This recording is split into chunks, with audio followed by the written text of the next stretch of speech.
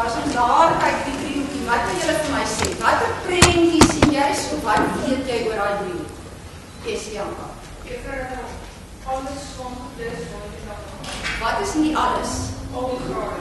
Al die grade, met ander woorde, al die hoeke, nee, ek kan die 3 hoeke by mekaar tel, en dit geef my 180 grade. Sê vir my, wat gaan ek moet skryf in my skrif? Dit gaan my brede wees, nee, so ek gaan skryf x plus 35 plus 70, en dit sal gewoond dat juffrou se leerling skryf, nee, is gelyk aan 180 grade. Ek kan hom hier aanskuif, maar ek gaan ons sommer hier aan, 180 grade. Goed, en ons gesê nou weer ons rede, gee weer vir my ons rede daar. Dankie Jan. Binne hoeke van 'n driehoek. So ek gaan skryf binne.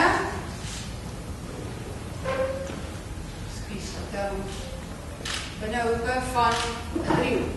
Goed, nou wat het ons nou daar? Wat doen ons daai wat nou daar staan? Ekskuus, dis die hotklou gee partymal 'n probleem as die warm laag bietjie hoor, bietjie af. Net so klein bietjie. Dankie. Goed, wat noem ons nou hierdie wat hier staan? Wat noem ons dit? Wat noem ons daai in wiskunde? Wie kan vir my sê? Mario. 'n Vergelyking. En hoe los ons 'n vergelyking op? Sê bietjie vir my. Wat moet ons doen? Caroline. Ja. Goed, so ek kan sê, ek gaan eers uitgesê ons moet by mekaar tel, met ander woorde 35 en 70 gee vir my hoeveel? 105, nee, 105 en onthou natuurlik die grade.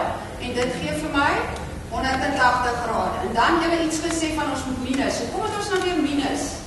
Sê vir my, Megan? Ja, ons moet x alleen kry, nee. So ons gaan sê 180 minus 105, wat vir my hoeveel gaan gee? Kom, sê bietjie vir my. 75 grade, daar sy.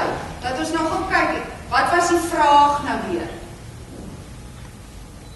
Die vraag was, bereken die grootte van die onbekende hoek. En die hoek was